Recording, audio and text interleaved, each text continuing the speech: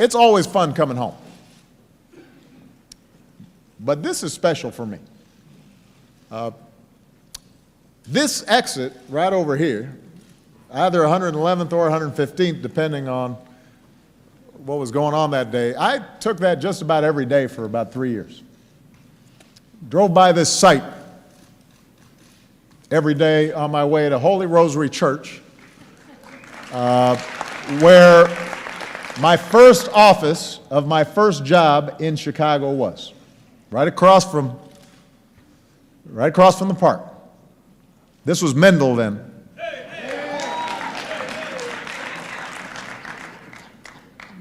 This is the neighborhood where I made lifelong friends. This is the area where I became a man.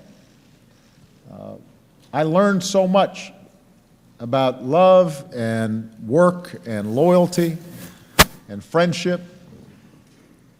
And to be able to come back here today, a place where I cut my teeth in getting involved in politics and organizing, a place where my mother-in-law worked at what was then Heritage Pullman Bank.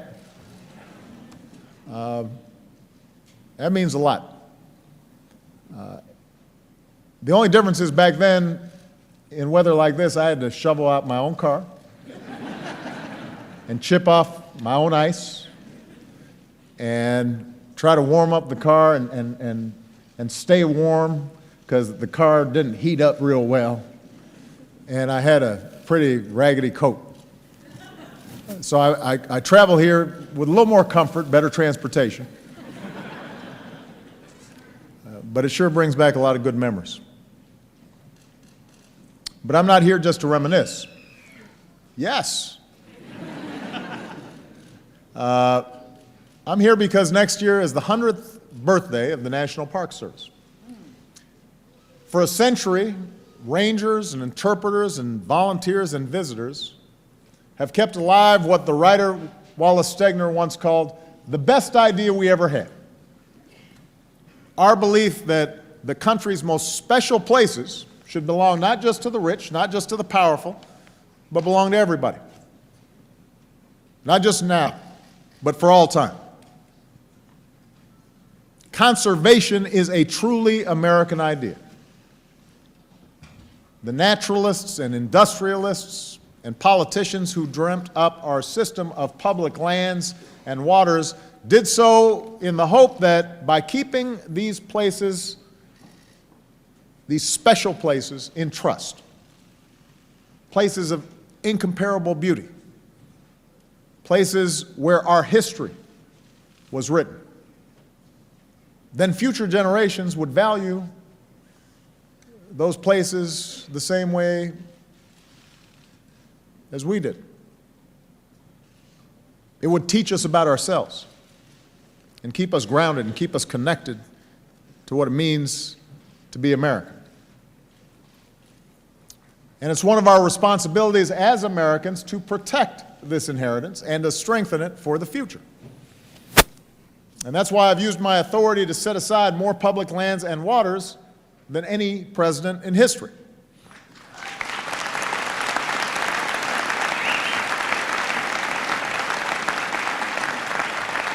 And that's why starting next month, we're going to encourage every American to find your park, because chances are there's one closer than you think.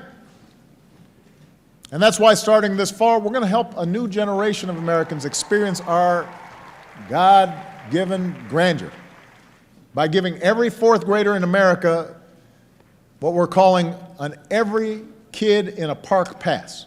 A pass good for free admission to all public lands for you and your family for an entire year. We want every fourth grader to have the experience of getting out and discovering America. We want them to see the outside of a classroom too.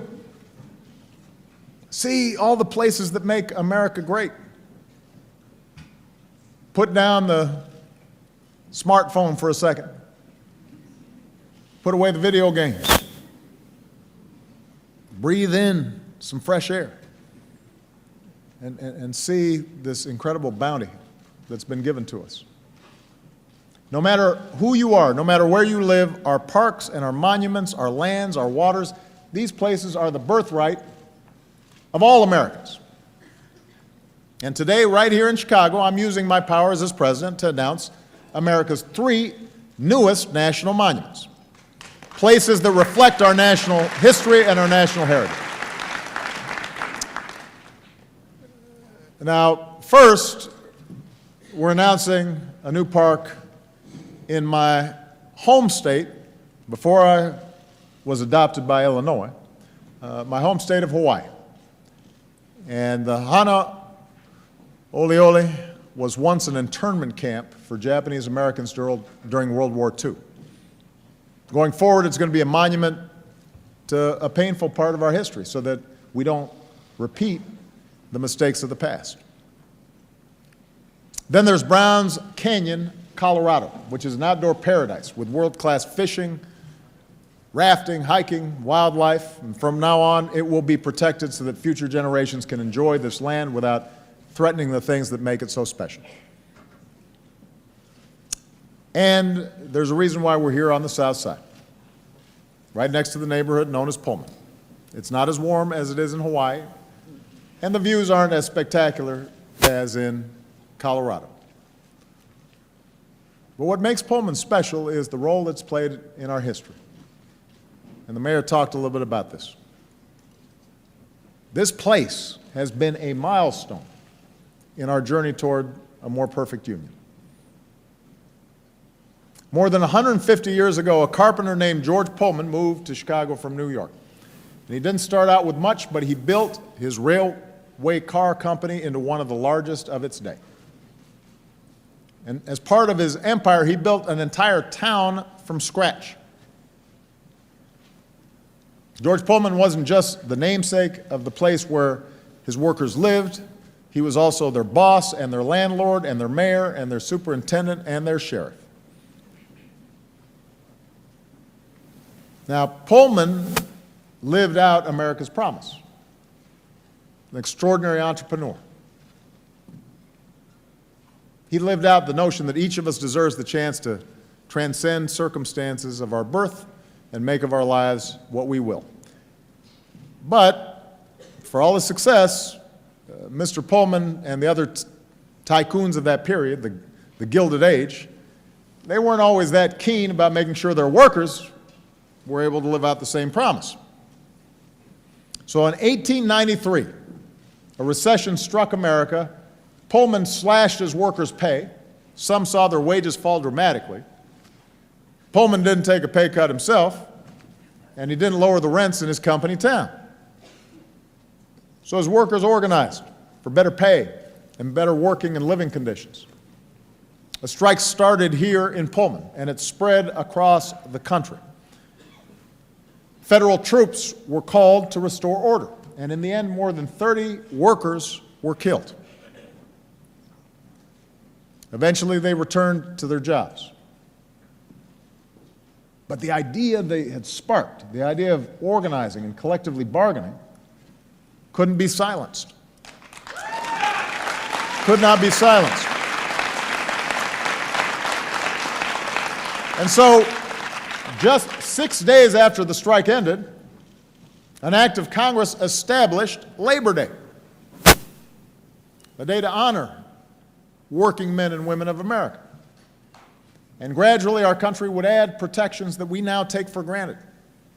A 40-hour work week, the weekend, overtime pay, safe workplace conditions, and the right to organize for higher wages and better opportunities.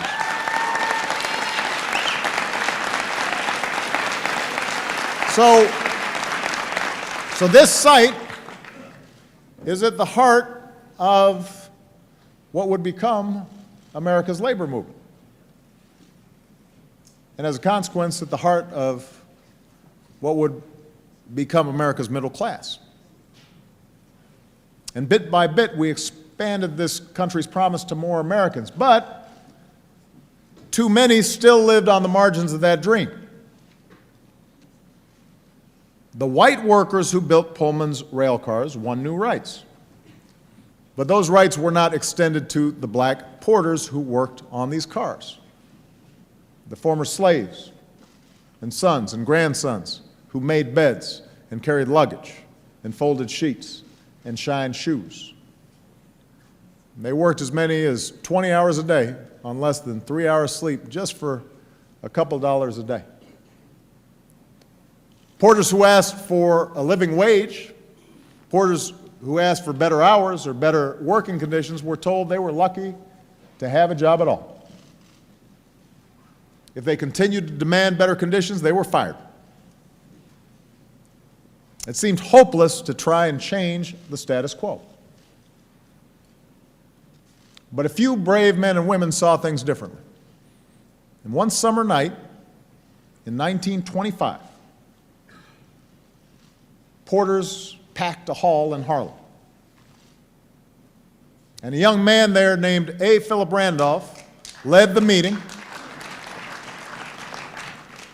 And what A. Philip Randolph said was, "What this is about," he said, "it is making you master of your economic fate." Making you master of your economic fate. And so he and others organized the Brotherhood of Sleeping Car Porters around the strategy that he would employ throughout his life. If you stand firm and hold your ground in the long run, you'll win. Now, it was easier said than done. Over the years, Brotherhood leaders and supporters were fired, they were harassed, but true to A. Philip Randolph's call, they stood firm. They held their ground. And 12 years to the day after A. Philip Randolph spoke in that hall in Harlem, they won, and Pullman became the first large company in America to recognize a union of black workers.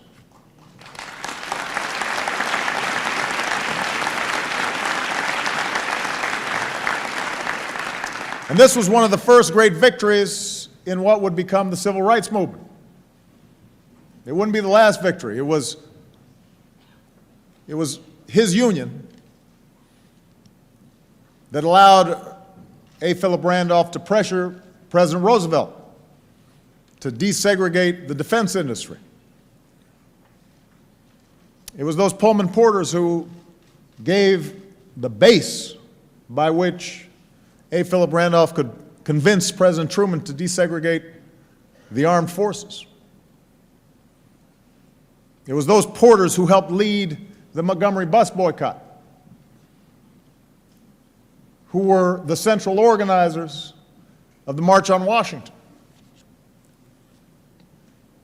And on the day of that historic march, under the shadow of the president who had freed the slaves, A. Philip Randolph, who was now about 40 years older, a little grayer, but still standing just as firm. It was A. Philip Randolph who was the first to speak at that March on Washington. "We are the advance guard," he said, "of a massive moral revolution for jobs and freedom." A massive moral revolution for jobs and freedom. And that's not just the story of a movement, that's the story of America. Because as Americans, we believe that workers' rights are civil rights, that dignity and opportunity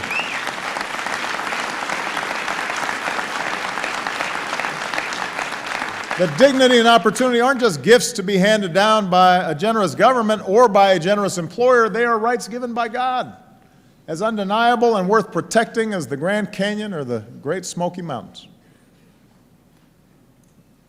And that's why throughout our history we've marched not only for jobs but also for justice. Not just for the absence of oppression, but for the presence of opportunity. And ultimately that wasn't just for African Americans, any more than the original Pullman Union was just for white workers. Eventually that principle would be embraced on behalf of women and Latinos and Native Americans, for Catholics and Jews and Muslims, for LGBT Americans, for Americans with mental and physical disabilities. That's the idea that was embodied right here. That's why we've acted to give our citizens a measure of protection from the cruelties of fate with Social Security and Medicare and Medicaid, and yes, the Affordable Care Act. Things that we now take for granted, or we will take for granted someday. It's why we keep fighting to give every citizen a fair shot with schools and colleges and the internet, tools we need in order to go as far as our efforts will take us, tools that the young people here are going to need so that they then can lead this great country of ours. It's why we keep fighting to help working families feel more secure in a constantly changing world with child care and equal pay, a higher minimum wage and paid sick days, something I know that's on the ballot here in Chicago. It's why we have to keep fighting to treat these issues like the economic priorities they are, but they're also ideas about justice and fairness and the worth of every individual. That's the story of this place. That together we can do great things that we cannot accomplish alone. That's why today I'm designating Chicago's Pullman District as America's newest national monument. I want this younger generation, I want future generations to come learn about their past. Because I guarantee you there are a lot of young people right here in Chicago, just a few blocks away, living in this neighborhood who may not know that history. I want future generations to know that while the Pullman Porters helped push forward our rights to vote and to work and to live as equals, their legacy goes beyond even that. That these men and women, without rank, without wealth or title, became the bedrock of a new middle class. These men and women gave their children and grandchildren opportunities they never had.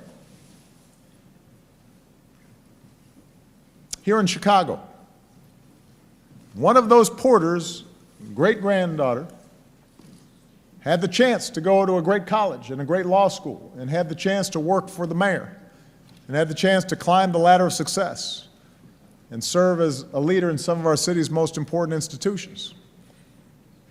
And I know that because today she's the First Lady of the United States of America, Michelle Obama. So without this place, Michelle wouldn't be where she was. There's a reason why I've got one of the original copies of the program for the March on Washington, a march for jobs and justice, with A. Philip Randolph's name right there as the first speaker framed in my office. Because without Pullman, I might not be there. Of course, without Michelle, I'd definitely not be there. Whoever she married would be there.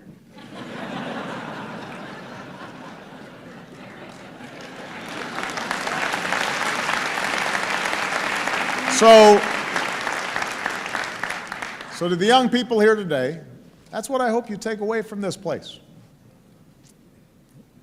It is right that we think of our national monuments as these amazing vistas and mountains and rivers. But part of what we're preserving here is also history. It's also understanding that places that look ordinary are nothing but extraordinary. The places you live are extraordinary, which means you can be extraordinary. You can make something happen. The same way these workers here in Pullman made something happen. That's not to tell you that life's always going to be fair, or even that America will always live up to its ideals. But it is to teach us that no matter who you are, you stand on the shoulder of giants. You stand on the site of great historic movements. And that means you can initiate great historic movements by your own actions. Generations before you fought and sacrificed, and some lost their jobs, and some lost their lives to give you a better chance to be what A. Philip Randolph called the master of your fate.